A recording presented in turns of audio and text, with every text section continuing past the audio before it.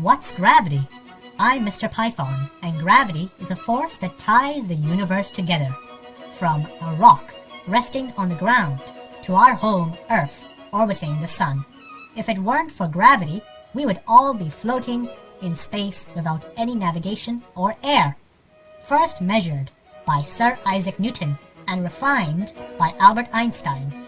Gravity is a force that pulls things that have a small mass, like us humans, towards the center of objects that have a bigger mass and close by, like Earth.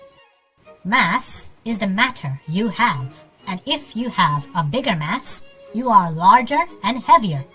Imagine it like a blanket floating in the air, and you place a tennis ball on it.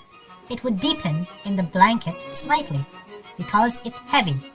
Now if you put a bunch of smaller orange balls on the blanket, they'll move towards the bigger, heavier ball. The tennis ball is Earth, and the orange balls are us, and the blanket is gravity. Now, if you put a bowling ball on the blanket farther away, the tennis ball would move slightly towards it. That bowling ball is the sun, and that's how the solar system works. And now you know.